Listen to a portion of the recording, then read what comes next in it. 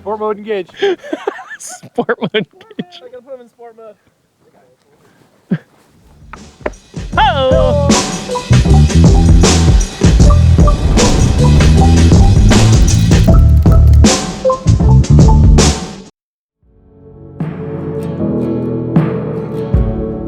We're on set today working on this PSA for CASA, which is an organization nationwide, right? We're working with the Williamson County CASA. This is my friend Emily. She's the executive director at CASA in Williamson County. And I'd love for you to just tell us what CASA is and who you serve. Yeah, so CASA stands for Court Appointed Special Advocates, so it is a nationwide organization. It was started actually in Seattle by a judge who was hearing cases of children who had been abused or neglected, and he realized that everyone had a voice in court but the child. So he used that opportunity to kind of recruit volunteers in the community to be the voice for the child in court. And so that has since extended to programs across the country, including Williamson County CASA, which is the one we serve at. And can we kind of actually walk it that way? As we were working through the storyline for this piece, the most crucial thing was to ensure that the child was the emotional center of the film, which is why oftentimes throughout this piece, there will be muffled dialogue in the background, might even be hearing his internal dialogue in certain moments. It's very natural for adults to do everything in their power to be helpful for the child.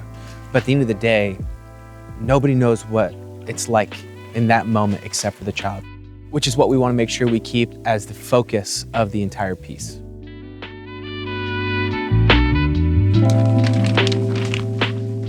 All right, so this is a tent. Basically what we're doing is we're blacking out the big window that we have here, and we're able to put a bunch of lights on the inside of it, so we can emulate stuff like sunrise, sunsets, moonlight, without actually having to battle the light that's available in the day right now.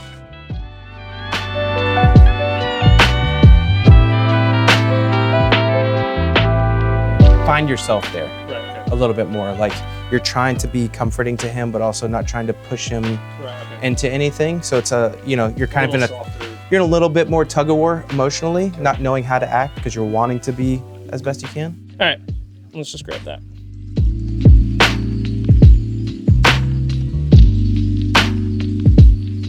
He's gonna do a follow behind and then come across next to you.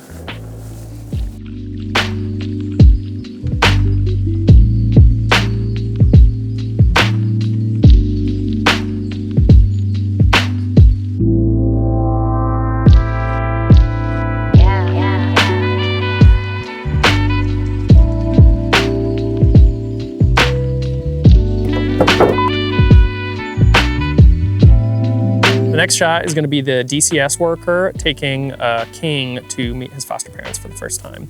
So they're going to be walking up this little path here. DCS worker is going to walk to the front door. King is going to be stopped at the bottom, just kind of like shy and afraid. And then we jump cut inside. Action outside.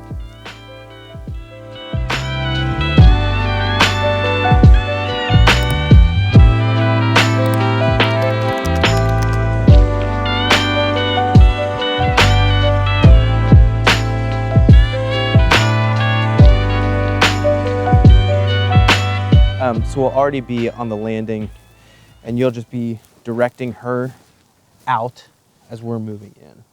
Okay. And she's gonna effectively trying to resist while you're making her I'm not go. Okay. I mean, so I'm just directing you, right? Because in reality, if you act unstable, you know. Okay. All right, thank you. All right. All right, so we're ready to walk through? Yeah, let's walk it through. You're going around.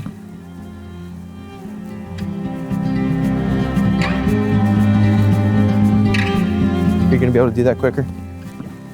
Great. So we're walking through here. Maybe they're punching off here. Yeah. And you're going up. We should have this door propped. Yeah. We need to move that welcome sign.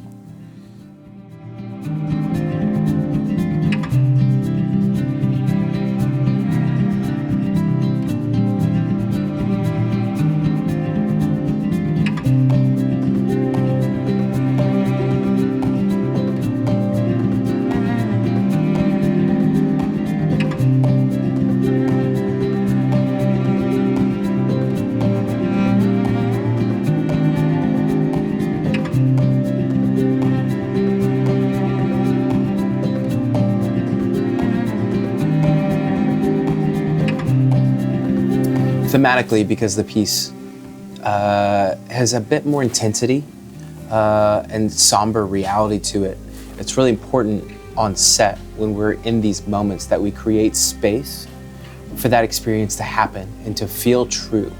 Because if it doesn't feel true in that moment on set, it's going to be very difficult to translate to the viewer at the end.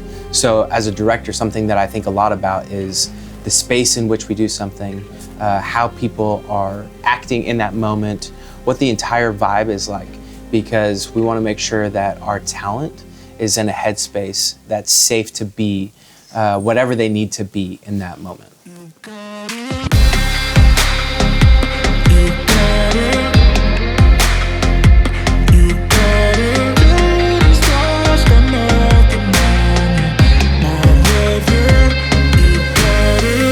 Your eyes pour like a full moon, high tide, I'm floating to you tonight. All that I know is I need you.